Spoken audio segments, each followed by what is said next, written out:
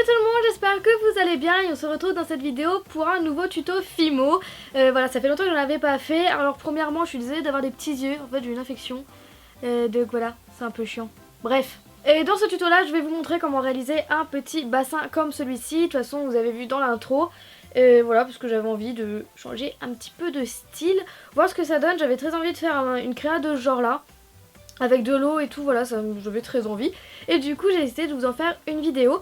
Alors, je vais vous montrer vraiment la base de chez base de chez base de cette création pour qu'après, de vous-même, vous la développiez de la façon comme vous voulez. Si vous voulez faire carrément une maquette d'un genre un petit jardin secret ou genre de choses. Enfin, je me comprends, c'est à vous d'agrémenter et de le décorer vraiment comme vous voulez. C'est en fonction de vos goûts. Donc moi, je vais vous montrer les bases et après, ce sera à vous de la continuer. Donc, je prends du vert, du blanc, du orange, du granit avec un rouleau, un marqueur, un cure-dent, un pastel vert foncé, un pinceau pour l'appliquer, de la résine pour faire l'eau et du vernis Fimo pour vernir la création.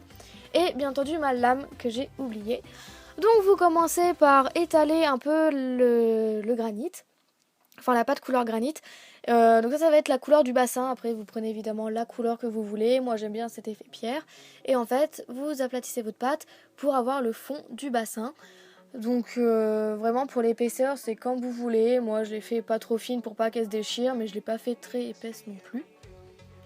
Ensuite on va refaire un petit rebord. Donc en fait ce rebord sera déjà pour placer les pierres après par dessus. Et ensuite pour éviter que la résine coule en clair, il faut éviter que ça fasse un trou pour bien que ça fasse un récipient et que la résine reste bien à l'intérieur. Donc je vais venir m'aider d'un pinceau pour marquer les plis et je vais continuer de faire mon rebord. Une fois ça fait, je vais récupérer encore de la granite et en fait je vais faire les pierres qui vont être tout autour du bassin. Donc pour ça vous pouvez donner des formes un peu différentes. Voilà, des pierres c'est des pierres, hein, elles ne sont pas toutes pareilles. Et vous venez les mettre dessus. Donc moi vous voyez je les coupe un peu en deux et après je les replie sur le bord pour être sûr qu'il n'y ait pas de trou. Voilà, c'est vraiment très très important, il ne faut pas du tout qu'il y ait de trou si vous voulez pas que ça en foute partout. Donc voilà, et vous faites ça vraiment tout au long de votre bassin.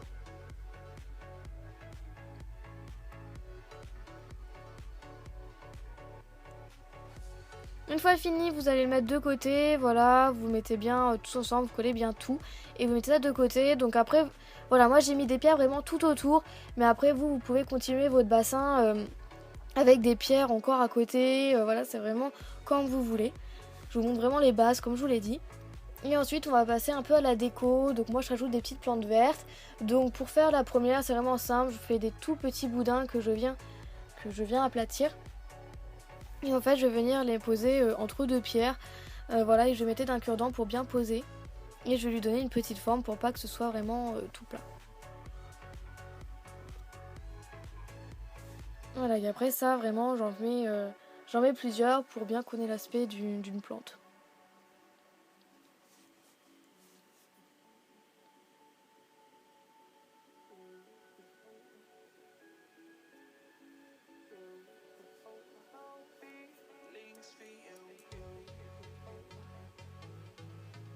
Pour donner un effet un peu plus...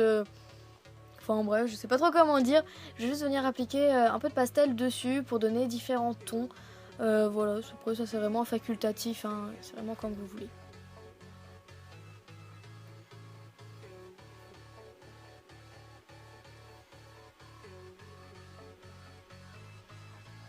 Voilà, et pour donner encore un peu plus de couleur, je prends une pâte. Donc ça c'était un mélange de blanc et un petit peu de rouge indien. Voilà, que j'avais récupéré. Je viens faire un boudin assez fin. Et je vais enrouler sur lui-même, tout simplement, pour faire un peu des petites roses. Enfin roses, non pas des roses, mais des fleurs. Enfin bref, vous voyez bien le résultat de toute façon. Et on va passer au nénuphar. Donc voilà, c'est vraiment comme vous voulez. Vous décorez à votre sauce. Et en fait, je viens prendre une boulette de verre que je viens aplatir. Et avec ma lame, couper un peu, faire une bouche de Pac-Man un peu. Voilà, en fait, c'est carrément ça. Et pour donner le même effet que l'autre plante, je vais venir remettre de la pastel. Et là avec ma lame je viens juste marquer les plis. Voilà, je viens juste poser ma lame pour faire les petits détails. Vraiment en grosso modo. Voilà, sans appuyer pour pas couper la pâte, mais juste pour vraiment la marquer.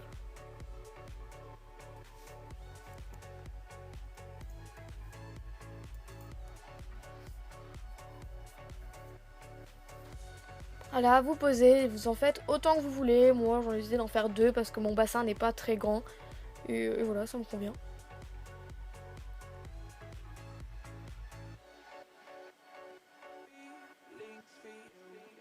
Après on va passer au poisson. Donc j'ai décidé d'en mélanger, d'en faire 2. D'en faire un orange et en faire un orange et blanc.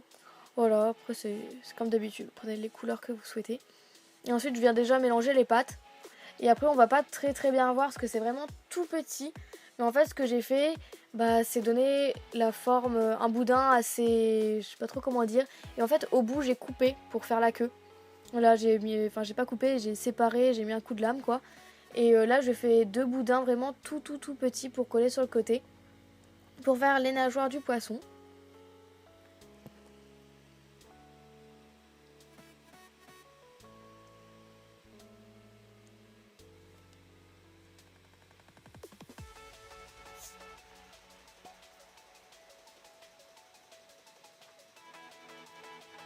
Et pour faire en haut, je fais un tout petit triangle que je viens mettre et après je me suis aussi aidée du cure-dent pour bien placer.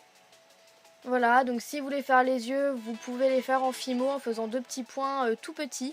Mais moi j'ai pris un marqueur pour le faire après la cuisson.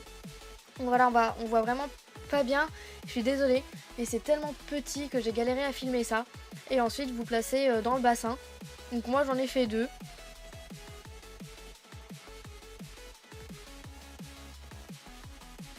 Donc voilà, et vous mettez au four.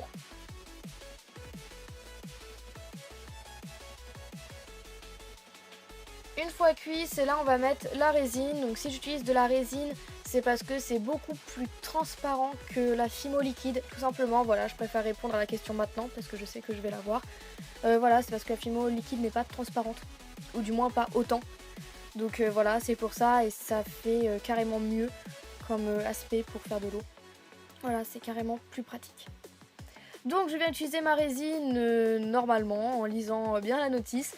Et je vais mettre une cuillère du flacon B et 2 cuillères du flacon A.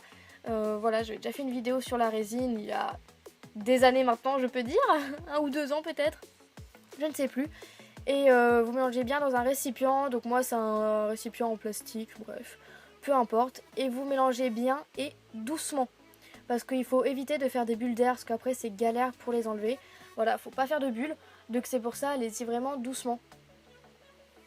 Voilà, et vous mélangez bien, c'est très important de bien mélanger les deux, parce qu'il y a la résine et le durcisseur, et si c'est mal mélangé, le durcisseur va pas durcir partout pareil. Voilà. Et ensuite vous faites couler dans votre bassin.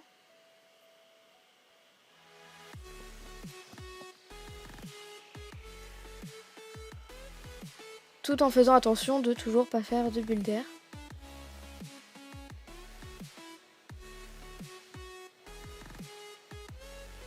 Et ensuite vous laissez sécher pendant 24 heures et voilà le résultat. Et pour un résultat impec, mettez bien du vernis tout autour, enfin partout en fait. Voilà, moi j'aime bien et après c'est vraiment comme vous le sentez. Voilà, j'ai vraiment fait la base de la déco. Après c'est à vous de développer votre idée, de faire vraiment comme bon vous semble. Donc voilà, j'espère que ça vous aura plu, que vous aurez bien compris toutes les étapes pour réaliser cette création. Et du coup on se retrouve bientôt pour une vidéo. Bisous!